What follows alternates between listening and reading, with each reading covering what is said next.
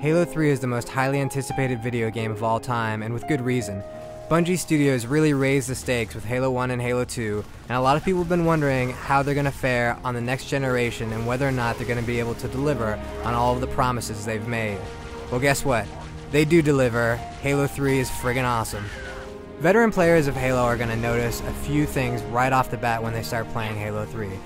Bungie decided to create a game that would service both casual fans and their hardcore fans who have really become experts at Halo, and to that end, they've made normal and easy mode actually easier than they've ever been, and heroic and legendary are slightly more difficult when you're playing alone. So if you've beaten the first two Halo games and you start on normal, you're going to miss out on a lot of stuff. There won't be turret placed in certain areas, there won't be a lot of troop reinforcements, the AI is going to be a lot more dumbed down than it usually would be, and the enemies aren't going to use as much equipment either, and equipment is one of the cool new things that they've added this year, and it's really great to see those enemies on heroic and legendary level actually throwing down like a bubble shield to protect themselves, or using a flare to blind you.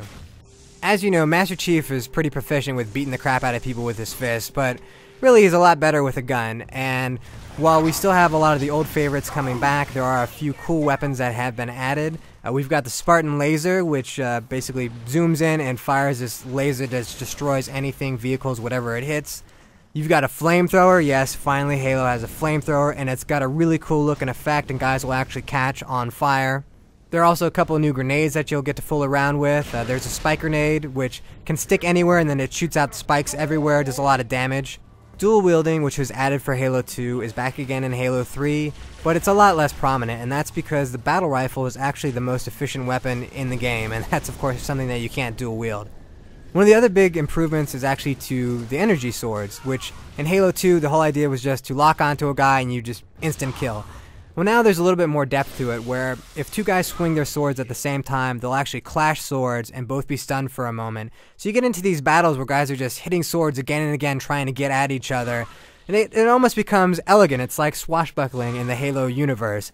Now the Spartan laser, flamethrower, fire bombs, those are all going to be cool, but the weapon that's really going to catch on and grab your attention is going to be the gravity hammer. And this bad boy is sort of like having Babe Ruth's bat in your hand, and you just can knock guys, swat them all over the place. You can even swat vehicles, knock over warthogs, send mongooses flying. It's a whole lot of fun. Anyone who played the Halo 3 beta or watched any of its coverage knows that one of the things that Bungie added was the use for the X button, which now actually deploys equipment. The most common you're going to see on heroic and legendary difficulties in campaign is the bubble shield, which is really useful, a lot more maybe for enemies than it is for you. You're also going to see deployable cover, which is, you know, the standard cover that we've seen the Covenant use since Halo 1, but now you can actually choose where to set it up. You're likely not going to use the equipment very much in the single player campaign, but you're going to need it a lot in the multiplayer. In fact, the equipment seems built for the multiplayer game and adds quite a lot to the experience. For all this cool equipment and awesome weaponry, Master Chief needs a sweet ride. All your old favorites are back, but the cool new addition is the Brute Chopper. And you're going to love the Brute Chopper because this thing tears everything else up. It's probably the best vehicle in the entire game.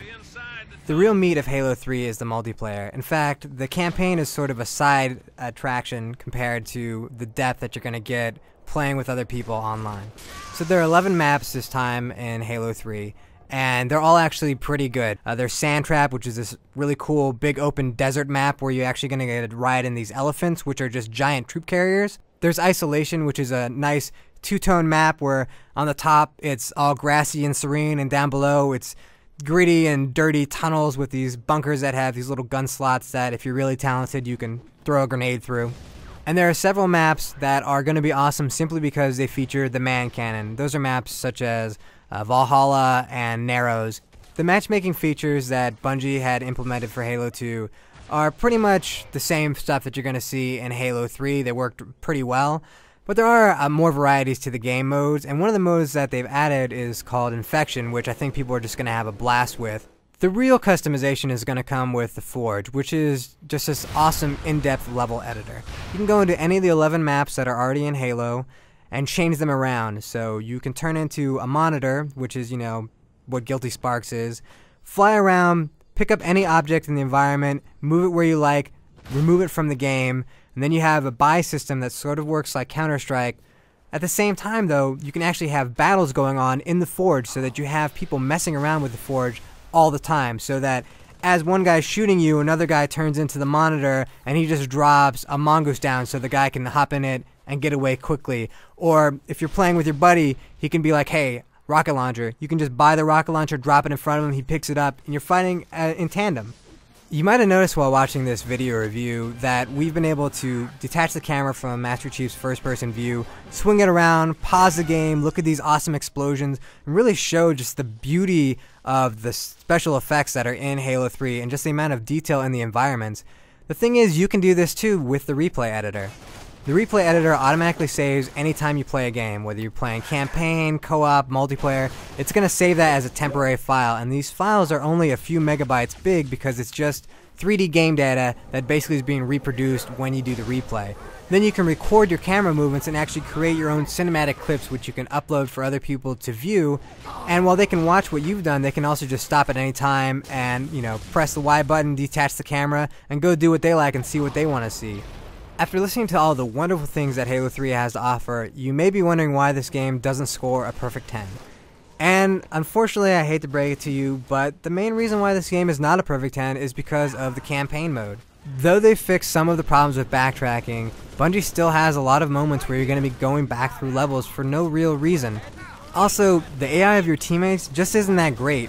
When you're playing single player, you'll have the Arbiter often as your co-op buddy just sort of being run by the AI. He's an asstard. He'll just be staring at walls sometimes, he won't shoot, he dies a lot. I'll tell you what, those Covenant guys, they like to get shot in the face quite often. He'll be dead most of the time. He's really pretty much useless, and there's no point in having an AI controlled character with an arrow over him letting you know he's your AI buddy, unless he's actually going to be competent. This is like playing with your 4-year-old sister who's blind. My other issue is actually with the story. Yes, you do finish the fight, and yes, you really get to feel like Master Chief is saving the day once again. But Bungie actually raised a lot of interesting points and some interesting issues with the Elite and sort of that religious battle that was going on within them, and that's completely abandoned. While I don't want to be playing as the Arbiter through half the game, at the same time, I don't want that storyline to be completely dropped, and it really feels like that's what's happened. But what it really boils down to is just that the campaign isn't as fun as it was in Halo 1. And that's the ultimate thing. You want the game to be just as fun as it always was. It's a real joy to play with 4 players online. That's a blast. Even if it's really easy, it's just great to be with your buddies playing the game, because Halo's always been about the community and being with your friends and having a beer. But at the same time, I still want that challenge in single player and that satisfaction. I want every level to be great, and the second to last level in Halo 3 is terrible, and everybody who's played it that I know of has said, yeah, this level is bad, and I have a feeling even the people at Bungie know that they're going to get a lot of flack for that level, and that's not acceptable. When you only have 9 levels and one of them's not good, that's bad game design.